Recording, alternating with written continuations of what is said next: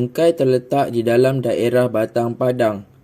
Antara tempat yang berdekatan dengan sungai ialah Trolak, Bikam, Slim River dan Bido.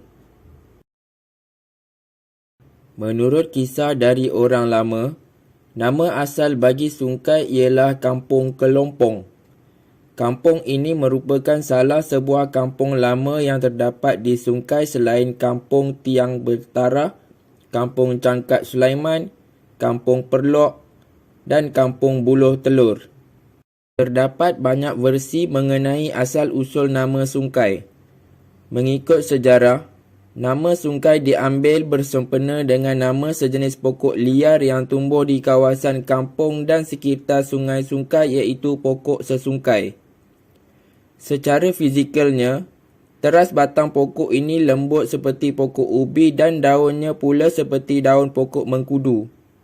Orang tua-tua dahulu amat gemar mengambil batang pokok sesungai ini untuk dibuat tiang jambu iaitu pondok kecil. Kerana tiang tersebut boleh bertahan lama. Oleh kerana batangnya yang lurus, kayu pohon ini juga sering dijadikan kayu penahan tebing sungai daripada roboh. Versi lain pula menyatakan bahawa nama sungai mungkin lahir daripada perkataan sungai yang bermaksud berbuka puasa yang merupakan bahasa suku kaum dari Sumatera. Dikatakan mereka ini telah tiba di kampung tersebut dalam bulan puasa ketika sedang hendak berbuka puasa. Kehadiran orang-orang dari Sumatera di pertengahan abad ke-19 ini didorong oleh kekerasan pemerintahan Belanda. Terdapat juga yang mengatakan kawasan sungai dibuka oleh Tok Bikam yang berasal dari Kampar, Sumatera. Kedatangan orang-orang Sumatera ini melalui sungai-sungai yang berkuala di Teluk Mak Intan. Pelayaran dari Teluk Mak Intan ke Kampung Tiang Bertarah menggunakan sampan memakan masa hampir 3 hari.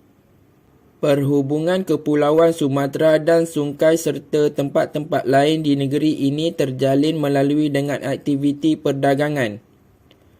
Barangan dari kepulauan tersebut, terutamanya dari Sumatera ialah tembakau, kopi, ikan masin dan ditukarkan dengan barangan tempatan dari hutan seperti rotan, damar, atap, gambir dan sebagainya. Kemudian kedatangan orang-orang Cina dan India menjadikan sungai sebagai penempatan yang majmuk. Juga versi akhir mengenai asal nama sungai ialah ianya berasal daripada perkataan Cina yang bermaksud kayu ayam. Seorang peniaga Cina yang datang membeli ayam di kawasan ini telah menyandar ayam dengan kayu. Sung dalam bahasa Cina ialah kayu dan kai ialah ayam.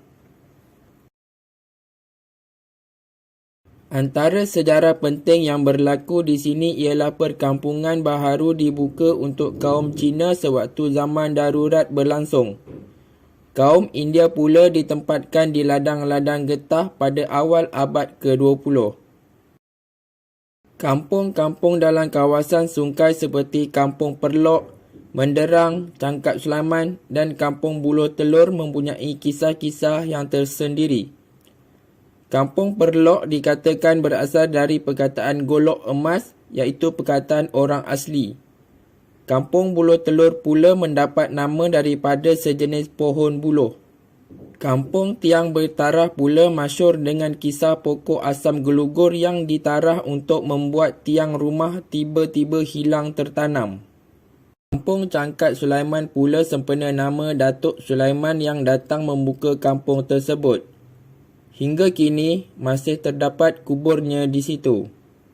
Pekan Sungai mula dihubungkan dengan laluan kereta api pada tahun 1894. Ianya menghubungkan Bidur di utara dan Slim River di selatan. Tapak asal stesen kereta api adalah di tapak stesen bas sekarang ini. Oleh kerana takutkan kereta api menggelunsur kerana berada di tempat yang tinggi, maka stesennya telah ditukar kira-kira sebatu dari Pekan Sungai. Pengangkutan utama ketika dahulu ialah menggunakan beca dan kereta kuda. Kedatangan orang-orang India dan Sikh menjadikan kaedah pengangkutan berubah kepada kereta lembu, di samping orang-orang Cina yang masih menarik beca.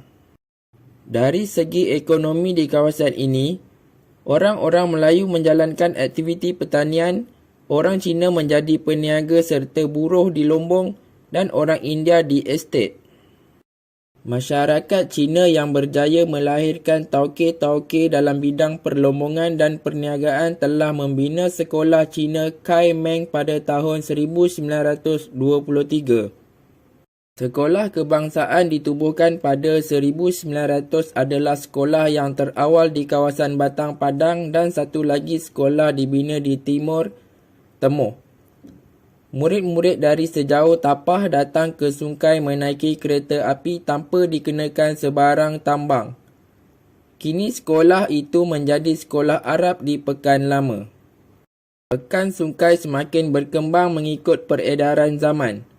Sejarah Pekan Sungai tidak lengkap jika tidak dimasukkan dengan perkembangan selepas Perang Dunia Kedua. Terdapat banyak bangunan yang berubah struktur menggunakan batu bata. Salah satu yang ketara ialah pembukaan kawasan Sungai Kelah pada tahun 1960 dan mula diduduki 4 tahun kemudian. Nama Sungai Kelah diambil sempena nama ikan kelah. Kini kawasan sungai maju dengan perusahaan sawit, getah dan aktiviti pelancongan dengan adanya kolam air panas Sungai Kelah. Pembukaan felda trolak dan bersaut pula menjadikan kawasan sungai sebagai antara pengeluar getah dan sawit yang utama di negeri Perak.